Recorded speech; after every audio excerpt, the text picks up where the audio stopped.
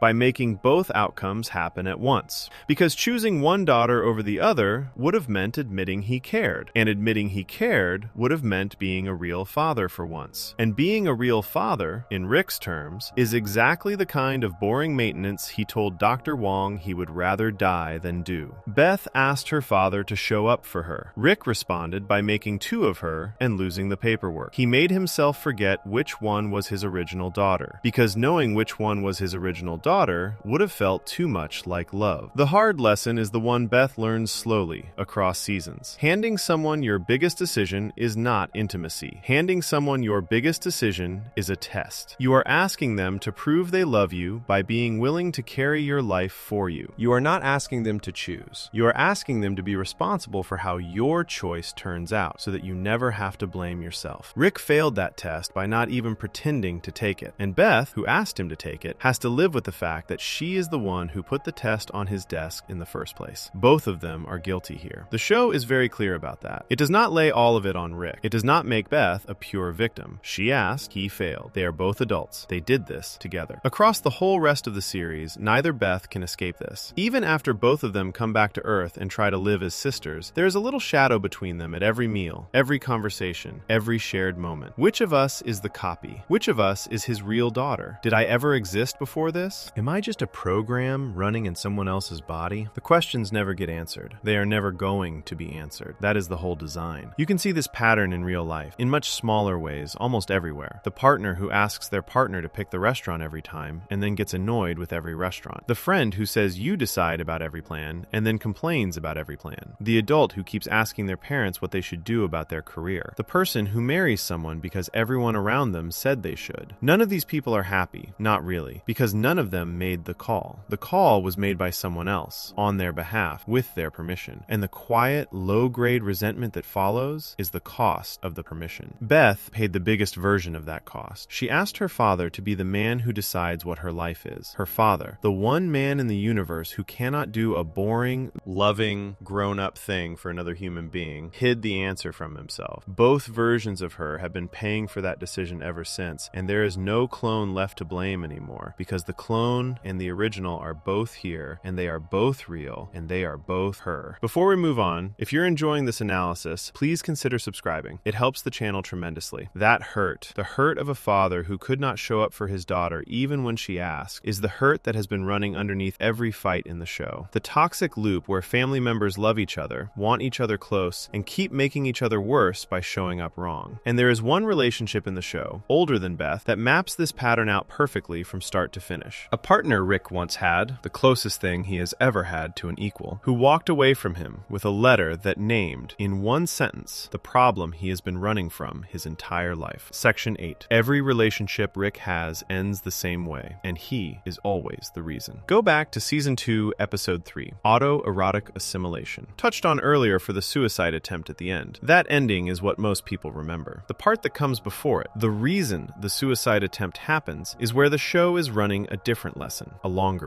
one that only clicks when you start counting. The setup. Rick, Morty, and Summer pick up a distress signal in deep space. They follow it to an abandoned alien ship. Rick is not worried. Rick is excited. He tells the kids that most distress signals are just dead crews with good loot sitting around, and even the ones that are traps are worth the gamble. They board the ship. The crew is not dead. The crew is absorbed. Every body on board belongs to a single shared mind called Unity, a hive mind. One consciousness running thousands of bodies at once, spreading across a whole planet. Unity recognizes Rick. Rick recognizes Unity. They used to date. This is the first time in the show's run that we meet an ex of Rick's, and Unity is not what you would expect. Unity is smart. Unity is capable. Unity runs a functioning society across an entire world. Unity does not need Rick. That matters. Every other person in Rick's life, Beth, Morty, Summer, Jerry, needs him for something. They need him to fix a problem. They need him to keep the family together. They need him to be the brilliant one. Unity is the only partner we ever see Rick have who is, by every measure the show cares about, on his level. A full equal. Someone who could walk away and be absolutely fine. And Unity is so happy to see him. The whole episode plays out like a reunion. Rick and Unity throw parties. They ride around in drug and alcohol-fueled joyrides. Rick, for most of this episode, is the happiest we have seen him on screen, maybe ever. He sings in the car on the way to the planet. He laughs without sneering. He looks, for a minute, like a person who still remembers how to enjoy being alive. The show is careful to let this moment breathe. This is not a small thing. This is a man showing us, for 20 minutes, that happiness was possible for him once, and that it came in the form of a specific kind of connection he is not having anywhere else. While Rick parties with Unity, Morty and Summer explore the planet. Summer, who is young and righteous, is horrified. Unity is a hive mind. Unity absorbs individual people and replaces their thoughts with its own. To Summer, that looks like slavery. She tries to free some of the people. She tries to shake them back into themselves. The freed people immediately start killing each other in a race war, because that is what they were doing before Unity took over. Unity had ended the race war. Unity had made the planet peaceful by turning everyone into the same consciousness. Summer learns, in a very messy way, that the world is not simple, that taking away someone's control can look like freedom from one angle and like damage from another. That subplot is doing work, but the real story is underneath. The real story is that while Summer and Morty are learning about Unity's world, Unity is losing control of that world. Unity is spreading itself too thin. Unity is getting drunk. Unity is partying. Unity's grip on the planet is slipping, and the reason it is slipping is Rick. Rick has only been on this planet for a day, and already, one day is enough to undo years of Unity's careful management. Morty and Summer notice it first. They point it out to Unity. They tell Unity that Rick is bad for it, that being around Rick is turning Unity into someone less capable than the person it was before Rick arrived. Summer, still furious about the whole hive mind situation, finally softens toward Unity when she sees Unity rescue her from a riot. And on the way out, she tells Unity, genuinely, with care, to take care of itself. Morty does the same. They leave the planet thinking they have done the right thing, whatever that means. Unity agrees with them. That is the quiet move the show makes. Unity, the most competent entity in the episode, looks at itself, looks at Rick, looks at what two young humans just pointed out, and makes a grown-up decision. Unity writes Rick a letter. It says goodbye. The letter itself is one of the most carefully worded pieces of writing in the whole series. Unity does not blame Rick. Unity does not call Rick a villain. Unity says, in effect, we cannot do this anymore because we are too alike. We both turn everyone around us into copies of ourselves. I do do it by assimilating them. You do it by being such a bad influence that people start behaving like you just to keep up with you. Either way, the people around us stop being themselves. That is not love. That is a shared habit of turning other people into furniture for our own lives. I care about you. I am leaving. Take care. Then unity is gone. The planet is empty. Every single body has moved on. Rick comes out of the bathroom to find a paradise full of nothing. He reads the letter. He stares at it for a long time. He flies home in silence. He goes to the garage. He builds the laser. He sits under it, drunk, waiting for it to kill him. The laser fails. He passes out. The episode ends. Now, here's the thing about this letter that most people do not catch on the first watch. Unity is describing a pattern, not a one-time event, a pattern. Unity is not saying that Rick this week was a bad influence. Unity is saying that Rick always, at the deepest level, destroys the people he is close to by shrinking them into smaller versions of himself. Unity is one data point. The letter is saying, I know you. I have watched this happen to other people. You do this to everyone. I am leaving while I still have a self to leave with. Once you hear that, go back through the show and count. Bird Person is Rick's oldest friend, a quiet, noble creature who fought alongside Rick in a galactic war. Over the years, Bird Person has become more isolated, more damaged, more stuck. In the season 2 finale, Bird Person gets married to a woman named Tammy, who turns out to be a secret agent for an evil government. She shoots him at his own wedding. He nearly dies. He is later revived as a half-robot husk called Phoenix Person. This whole arc was started, in a way, at a party Rick threw in season 1. Rick is the reason Bird Person met Tammy. Rick is the reason Bird Person was at Blood Ridge. Rick is the reason Bird Person keeps ending up somewhere worse than the last place he was. Bird Person never says this out loud. Bird Person is loyal. But look at Bird Person's life and ask, honestly, was this man doing better before Rick came into it or after? Squanchy, Rick's other best friend, survives the season 2 wedding only by going full feral, ripping into a squad of soldiers and escaping alone. The last clean moment Squanchy ever had was before the party. Every good thing in Squanchy's life gets blown up in that same finale, same pattern. Beth, Rick's daughter, is a brilliant woman. Somewhere in her, there was a path to medical school, a path to being the human doctor she actually wanted to be, a path to a full, unrestricted life. Then Rick came back into her life after years of being gone, and Beth, instead of growing, has spent the years since his return becoming more and more like him, more cynical, more detached, more capable of cruelty. Rick did not start her on that path. She was already on it a little, but having him in the house accelerated it. The more time she has spent near her father, the more of her father she has become. And the father she has become is not a stable, happy man. It is a man who cloned himself a daughter because he could not handle one conversation. Morty is a 14-year-old boy. In the pilot, he is nervous, sweet, awkward. 8 seasons in, he is a kid who has learned to handle torture by imagining it is happening to his enemies instead of him. Confirmed directly in the comic tie-ins for the show and in on-screen moments across multiple seasons. Morty knows how to bury bodies. Morty knows how to kill. Morty has cut off emotional parts of himself just to survive the adventures. He used to cry when animals died. He does not cry anymore. Rick did that. Summer, brought along later, is harder and more cynical than she used to be. Jerry, the person Rick has had the least direct influence over, is possibly the least changed human in the family, which is maybe why Rick cannot stand him. Jerry did not become Rick. Jerry stayed Jerry. To Rick, that looks like failure. To the pattern, it looks like a warning. The lesson Unity was describing in that letter shows up in every single long-term relationship Rick has. Every person who spends real time with Rick becomes less themselves and more him. Rick does not mean to do it. Rick would probably deny he does it, but the data is right there in the show, across seasons, across characters. The pattern is the pattern. Unity is the one person smart enough to see it and strong enough to act on it. This is the hard lesson, and it is a quiet one. You can tell who a person really is by what they leave behind in the people who love them. Not what they say about themselves, not what they insist they are like, not what their family defends them as. Look at the people who have been near them for 10 years. Are those people brighter than they used to be, or dimmer? Are they more themselves, or less? Have they grown into sharper, more alive versions of who they were when they met, or have they slowly started to blur into a duller copy of their loud friend? Some people build others up. The people around them get bigger. They discover things. They take risks. They walk away more capable than they arrive. Some people shrink others down, often without meaning to. The people around them get smaller. They stop trying. They pick up bad habits. They lose sharpness. The shrinking is so slow it is almost almost invisible. You only see it if you know the person from before, and then you run into them again a few years later and you think, quietly, something is gone from them. Rick is the second kind. Unity figured that out in time to leave. Almost nobody else in his life has figured it out, and the few who have, like Dr. Wong, only saw him in a 1-hour window. Unity saw him up close, for years, with the full power of a hive mind watching his every move. That is what it took to read him correctly. And the conclusion of that reading was, this is a person I cannot safely be near. The saddest piece of the whole episode is that Unity still loved him. The letter is not angry. The letter is soft. Unity wishes things were different. Unity, maybe, would have liked to stay. But Unity understood that staying would eventually mean becoming someone it no longer respected. So Unity left, not because the love was gone, but because the love was not enough to cancel the pattern. Love can be real and also not be enough. Love can be real and still lose, quietly, to the thing underneath. And that is the part that usually goes unsaid. Movies tell us that if the love is real, the love will survive. Real life often knows better. Unity knew better. And Unity's letter, sitting on that kitchen table, is maybe the truest breakup note the show ever wrote. Before we move on, if you're enjoying this analysis, please consider subscribing. It helps the channel tremendously. Even with all of that, Unity was only a partner. Unity was only one person in one life. There is a moment later in the show where Rick loses everyone at once. Not a breakup, not a letter, an ambush. A single evening where every friend he still had left was taken from him in front of his eyes. And the song that played while he broke down was one of the saddest songs ever written. Section 9. The people who love you are not obligated to stay. Season 2, Episode 10, The Wedding Squanchers, the Season 2 finale. For most of its runtime, it plays like a normal episode, a wedding plot, with Rick complaining the whole way. Ends with one of the most brutal moments the show has ever put on screen. People who were watching live in 2015 had to sit with that ending for a year and a half before the next season came back. A lot of fans still say this is the episode where they realized the show was not just a comedy. It was a show willing to hurt them. Here is what happens. Rick's best friend Bird Person is getting married. The woman he is marrying is Tammy, the human girl Summer used to go to school with, who met Bird Person at a house party Rick threw in the first season finale. Back then, Tammy was a background character. She was the kind of girl who talked about crushes and complained about her parents. Bird Person is an alien warrior who fought in an intergalactic war. The idea that these two were together was always played as a joke. A tall, serious, feathered soldier and a tiny, giggling teenager. The writers let the audience laugh at the match for 2 whole seasons. The laugh was the bait. The wedding is held on a planet called Squanch. Rick, Beth, Jerry, Morty, and Summer all travel across the galaxy to attend. Jerry gets stuck inside a living, floating courier creature on the way there, which is played for laughs. Rick is in a foul mood. He openly hates weddings. He says, on the record, that love is just a chemical reaction that tricks animals into making babies. He shows up anyway. That is the part most people do not think about. He could have skipped it. He could have made up any excuse in the multiverse. He did not. He flew across space to stand next to his oldest friend on the biggest day of that friend's life. At the reception, Rick gets drunker than usual. He trades stories with Bird Person. At one point, Bird Person, also drunk, talks to Beth about the galactic war he and Rick fought in, about how they have lived in hiding for years, about the atrocities they committed in the name of freedom. It is a short speech, and it is not played for comedy. For a single minute, the show stops being a cartoon and becomes something close to a war movie. You realize that Rick and Bird Person have been through things together that no one else in this room could understand. You realize Rick has not just been a drunk scientist his whole life, he has been a soldier. He has lost people. This friendship was built in blood decades ago, and it has survived every possible reason to fall apart. Then Rick stands up to give a toast. This is the key scene of the episode, and the heaviest single minute in the whole series up to that point. Rick, the man who just finished telling everyone that love is a biological trick, gives a real toast, a sincere one. He tells Bird Person that he, Rick, has always been closed off, that he has spent his life keeping everyone at a safe distance, that watching Bird Person open up and marry someone is, for him, a reason to try to be a little more open too. He says he wants to start letting new people in. He says this is a new chapter. He raises his glass. He means every word. This is the moment. This is the only moment across 50 plus hours of television by this point where Rick Sanchez publicly commits to changing. Not in a therapy session, not alone in a garage, not at gunpoint, at a party with his family and his friends around him, willingly in front of everyone. He promises to grow. He promises to show up for people. He lifts his drink in the air with his oldest friend standing next to him and says out loud that he is going to try. And the show punishes him for it within 90 seconds. Tammy stands up. Tammy, the tiny tiny human girl in the wedding dress, announces to the room that she has been a deep undercover agent for the Galactic Federation the entire time. Not a student, not a teenager, not even human, as far as we ever find out. A planted agent, waiting for the chance to get as many of Rick's friends and allies in one room as possible. The wedding was the trap. The whole romance, every visit, every photograph on a refrigerator, every giggle at the camera, every dinner she shared with Bird Person was part of a long operation. She tells the room that everyone is under arrest. Bird Person looks at her with confusion and love and begins to say something. She does not let him finish. She shoots him in the chest multiple times with a laser rifle on their wedding day, in his wedding suit, in front of his friends. The room erupts. A full shootout breaks out. Squanchy goes feral to cover the escape. Tammy's parents, both undercover robots, chase the family. The Smiths make it to Rick's ship and barely get off the planet. They flee across multiple worlds looking for somewhere they can hide. Every planet the Galactic Federation is too strong on. Every safe planet is either a death trap or a food source. Beth, at one point, finds a seemingly perfect little planet, and Rick explains, quietly, that it is essentially a piece of alien livestock. Everything is fake. Everything is borrowed time. Eventually, Rick runs out of options. He finds a bar. He sits down alone. He orders a drink. He opens his phone and pulls up a photograph. It is a picture of himself, Bird Person, and Squanchy, younger, smiling, back when all of them were alive and whole. He stares at it for a long time while the song Hurt by 9 Inch Nails plays in the background, in the version famously covered by Johnny Cash. He finishes the drink. He drops the photograph on the bar floor. He does not pick it up. Then he sends a message to the Galactic Federation. He gives them his location. He turns himself in. He does it so the rest of the family will be left alone. He does it because he has nothing else left to give, and the trade he can still make is himself. The episode ends with Rick in a prison cell, in shackles, staring forward. His whole adult life has been erased in one evening. His best friend is dead, or as good as dead. His oldest partner is on the run. His family has been scattered. His freedom is over. That is the season finale. That is where the writers stopped the story and made the audience wait 18 months for more. Here is why this episode matters for this video, and why it belongs near the end. This is the episode where the show says, out loud, without hiding it in a joke, that love does not make you safe. Most stories train us to believe that if you love someone deeply enough, if you treat them well enough, if you are loyal and kind and good to them, then they will stay with you. They will be there when you need them. They will be okay because you loved them. That is the promise almost every family movie and every sitcom